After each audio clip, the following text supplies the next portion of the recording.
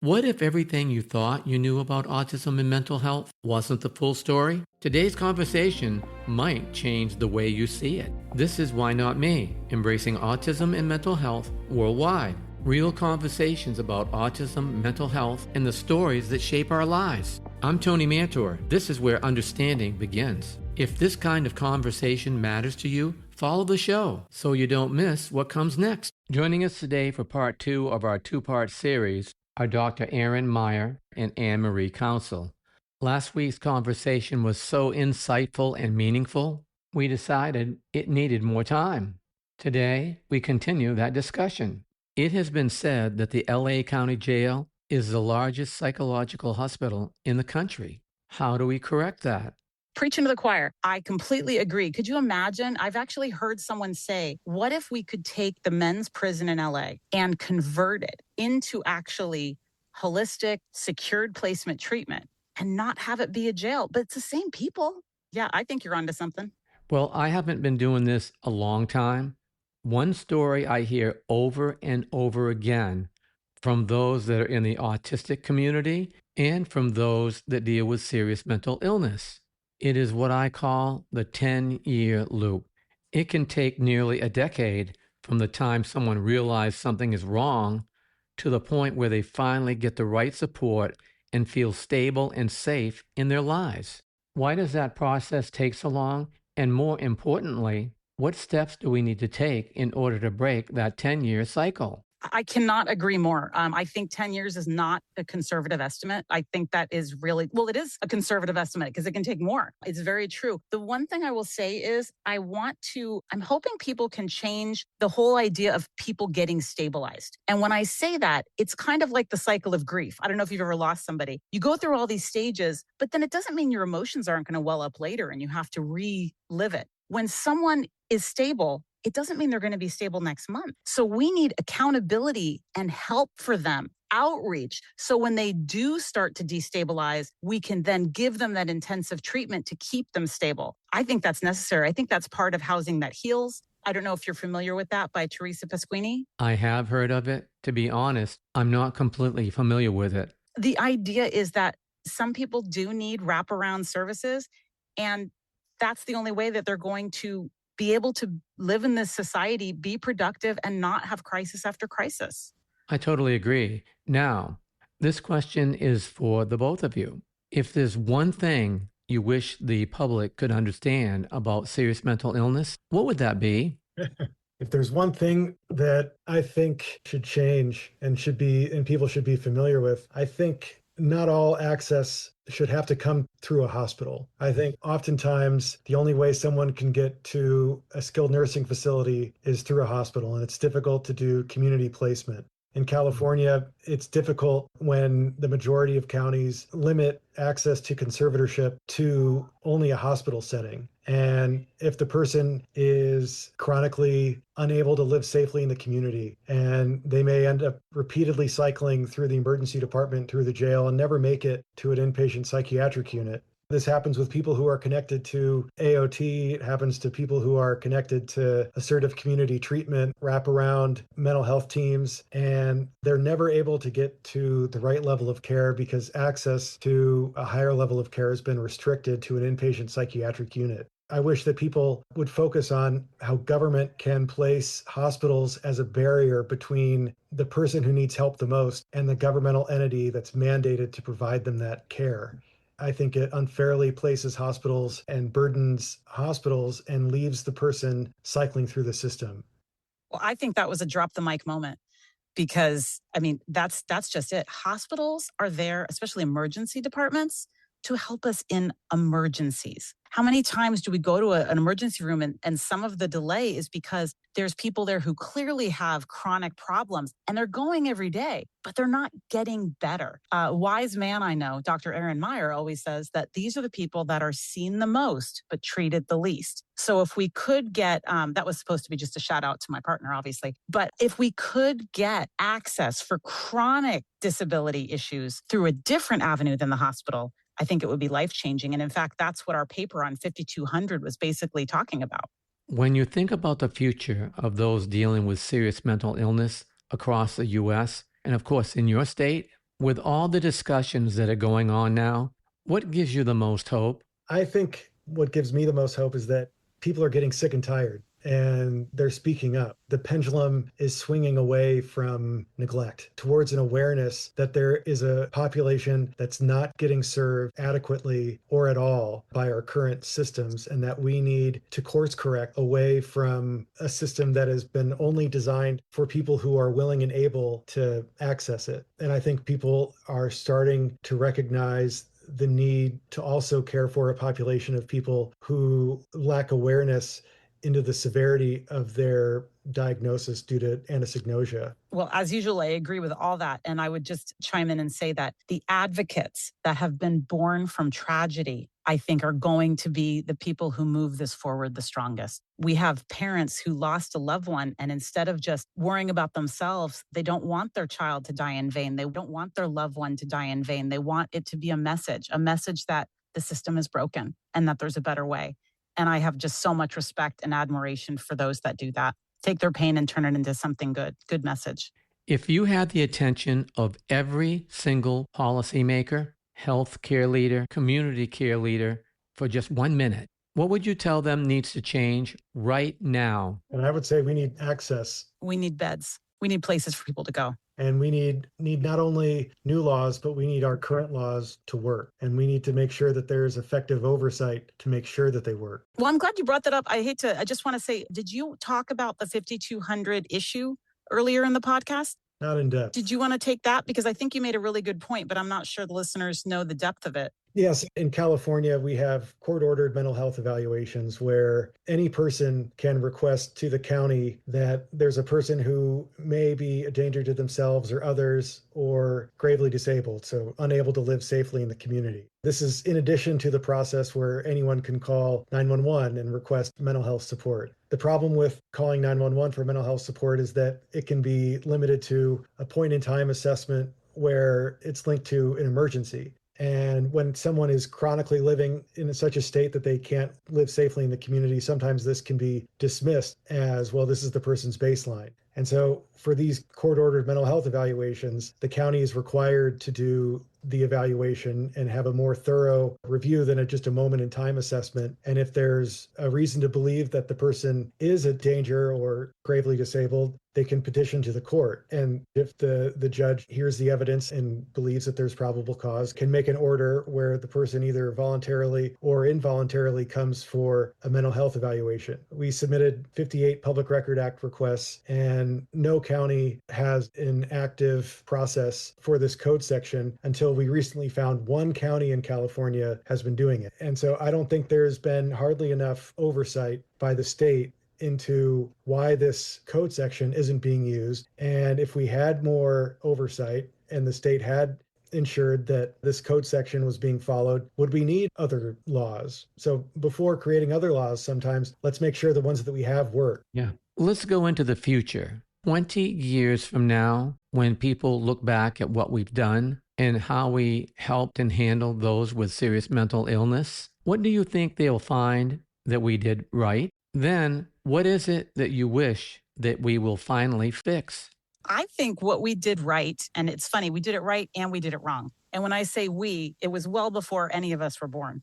When John F. Kennedy first wanted community treatment as opposed to asylums, and then Ronald Reagan approved the LPS Act and closed a lot of the mental hospitals in favor of this community treatment, letting people live within the community rather than in these large facilities. Absolutely fantastic idea. The problem that we had was when they closed the facilities, the money went somewhere else.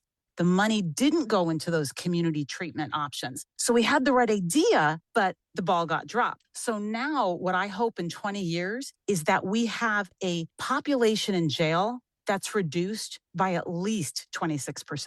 Because I know that some of the conservative estimates of those in jail with serious mental illness is about 26%. If we can reduce our law enforcement needs, our jail needs, our court needs, and put it into preventative, holistic, compassionate care, I think then we can be proud of ourselves. I'm not sure in the county systems that design public behavioral health care, I'm not sure there's even 5% of the people who have spent time in an inpatient psychiatric unit and really know what it's like to evaluate and treat someone with severe mental illness, people who are unable to care for themselves. And I think if our systems were more preferentially directed towards the population who can't care for themselves, I think we'd see a lot less neglect and incarceration.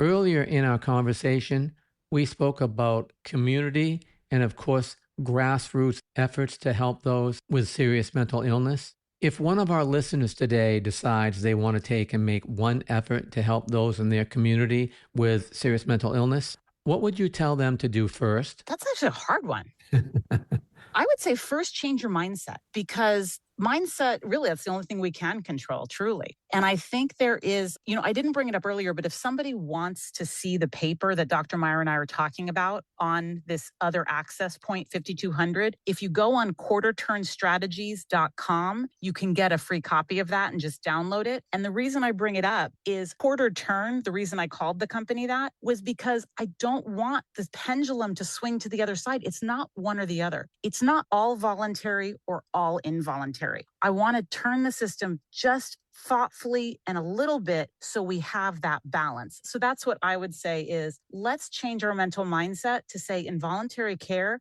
is sometimes the compassionate and right thing to do, as long as due process is still maintained. I think we need to listen to parents more.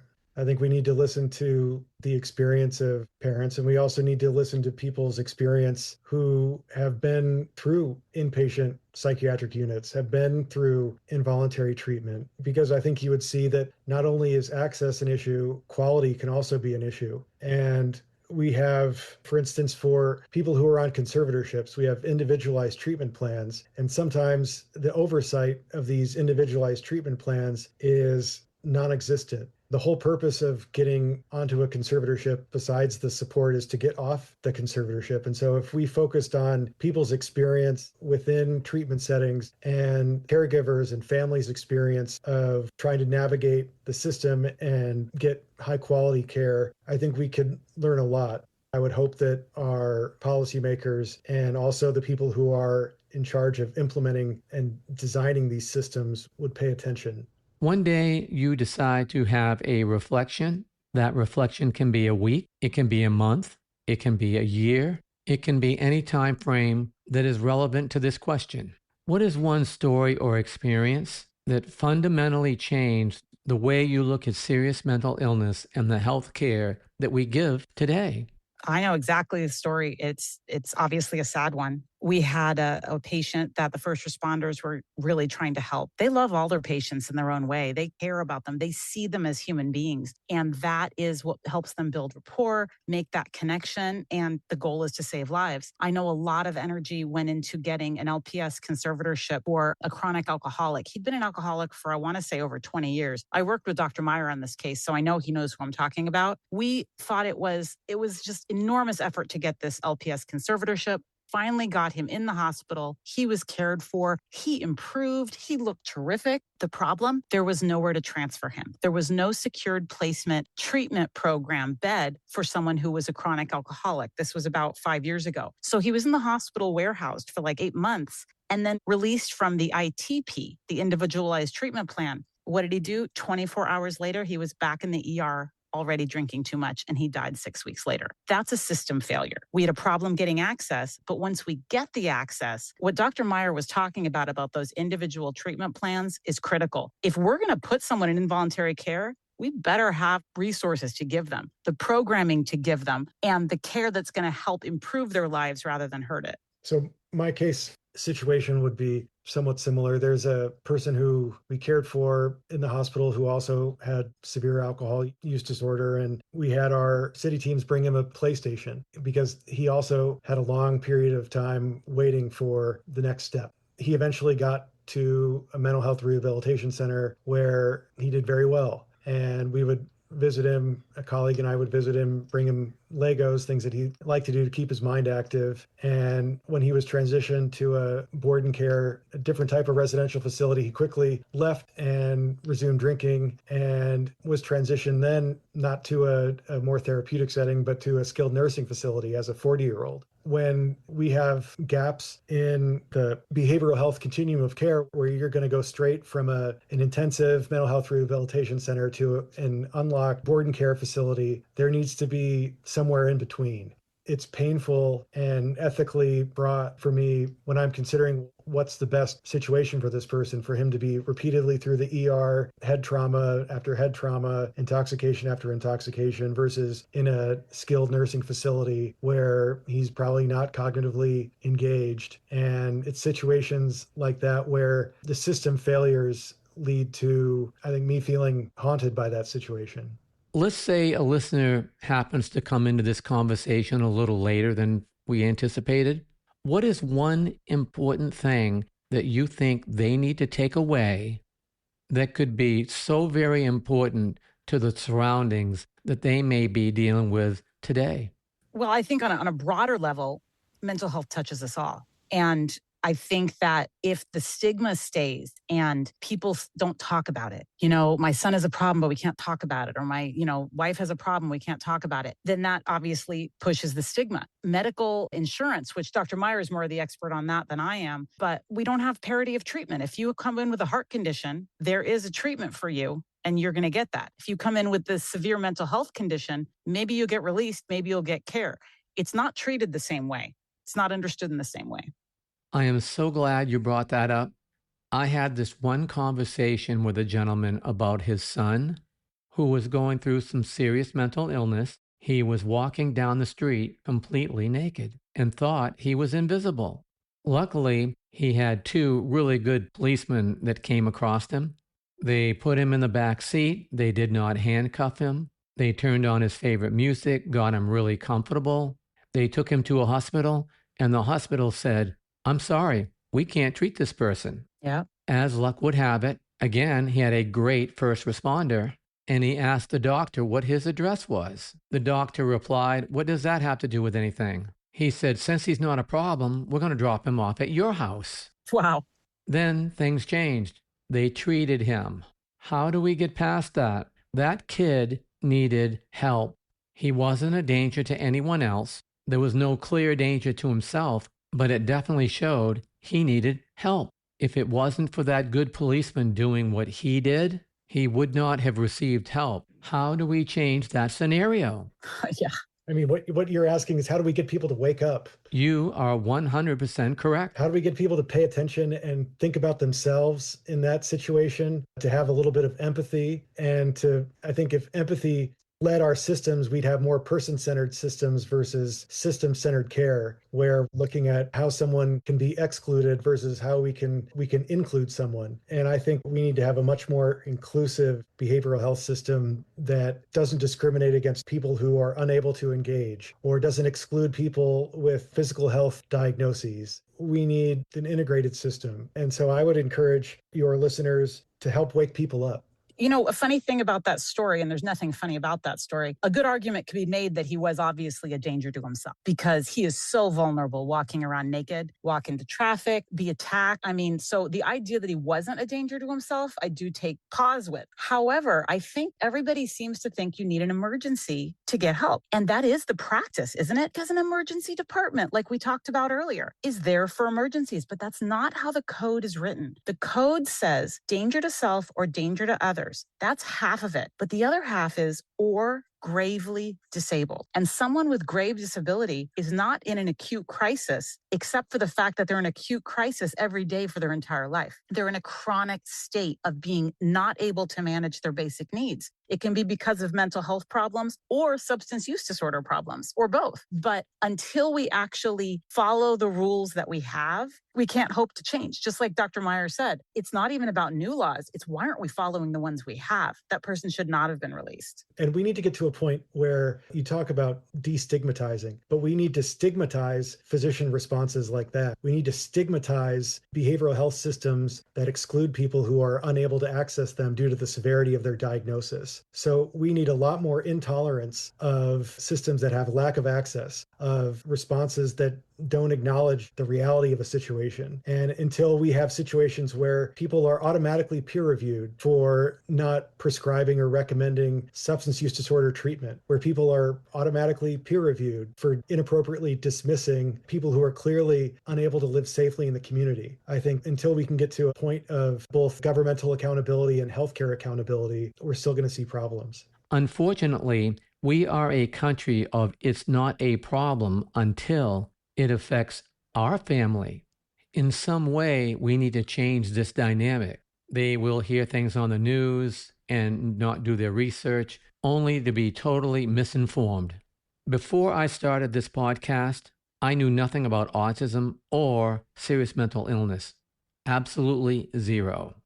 I would hear the bad things that would happen on TV, and I thought, like everybody else, put him in jail, throw away the key. Now, after doing this for a while, my first reaction is not that. I want more information. Are they really bad people that just do bad things because they are out there, or are they a product of a system failure? How do we get people to change their view? Not only just people in society, but within the system, because if the system doesn't change, nothing changes. How do we get them to realize that we have to make sure the system does not fail those that are in dire need of our help? So we need a lot more people who do podcasts. We need a lot more investigative journalists who are holding people accountable and asking questions to the government and publishing it. Because I think people want accountability. People want to know that their systems are addressing the problems they see before their eyes. And I think journalism is one of the main ways that can cause change. I also want to do a call out to the incredible hospital emergency physicians that are having to battle this. I cannot tell you how many calls I've gotten because I've been working with doctors for several years, and they'll say, I have someone, where does he go? What's available? What placement options do I have? And I feel like if those were available, I think they would be a lot quicker to say, okay, this meets the burden. We can transfer them to get help. But if we have blocked access and nowhere to put them, that's pretty hard to fix. So I think we definitely need to fix where people can get the treatment. And then I think access will also improve. When you really look at the homelessness situation, a lot of people on the streets aren't there by choice. Many are dealing with severe mental illness and simply have nowhere else to go. When the only options become the streets or a jail cell, something in the system is clearly broken. How do we start building real places for people to go before it ever gets to that point? So much of that, I mean, obviously the number one cause of homelessness is lack of housing, and housing is healthcare in many instances. Right. And also housing alone often isn't enough for some people with the most severe mental health diagnoses, the most severe addictions. And so we need a continuum of housing support. And I think we need to be a lot more flexible about what people need and what is provided in localities. I just want to say that that is just so spot on with needing the continuum of housing. And I don't think I understood that as much until I got into this work. But if you imagine, there's so many different reasons that someone is homeless. If someone lost their job, had no family, maybe they immigrated from another country, maybe they just need that housing and they can get back on their feet. But if someone has severe substance use disorder, they are at the point where all they want is their next fix, and they may not care about themselves. So how are they going to care about anything else? So they get a brand new apartment, and what do? Well, they destroy it because they don't have respect for themselves. Why would they care about their surroundings? It makes the apartment look like they feel inside. But if we give housing that heals, where we have treatment and we have housing and we have opportunity, then I think that's the only thing that's going to work. Housing first cannot work with the severely mentally ill. This conversation has been so great. Great insight and conversation. I could go on forever with conversations about these topics. In closing, what is one bit of information that our listeners need to hear that you think is important? Hopefully this way they can do more research on the positions, and not just the ones that you've been talking about, the ones they need to hear to better understand what needs to be done. I would say when you hear something, question it. In other words, just because Dr. Meyer and I are explaining what our experience is, question it. Research it. make sure that you're making your own decision. One thing that I have a really hard time with is information coming out that is just not true. I remember when Dr. Meyer was talking as a subject matter expert on LPS, and the opposite side of the conversation, who was against involuntary treatment, said, "Oh my gosh, this is Britney Spears all over again." Well, someone in the audience might think, "Oh, Britney Spears, that was a terrible situation." What they don't realize is it has nothing to do with LPS. That was probate. But if we don't question what we hear and make our own informed decisions, we're going to go by headlines and then we're going to believe nonsense. So I would say take the time to educate yourself, and you'd be shocked. There's a lot of like-minded people out there who are seeking the truth. And I would say get involved. So in San Diego County, for instance, we have a behavioral health advisory board. Every county has behavioral health advisory boards where the public is invited to attend and is able to make public comment. I think there are opportunities for voices to be heard. And one of my hobbies is reading the law, reading the code at night. So I would encourage people to take a look at your state's laws, find out more about why the system might be failing, attend, board of supervisors meetings, look at laws. And I think don't accept the status quo and don't adopt a fatalistic mindset. Well, this has been tremendous information and great conversation. I really appreciate you taking the time to join us today. Oh, yes. Pleasure. Thanks for the invitation. It's been my pleasure. Thanks again. A sincere thank you to our guests for sharing their journey. If today's conversation helped you see the world a little differently, then we're doing exactly what we hope to do. Until next time, keep believing, keep learning, and most importantly, keep asking yourself, why not me?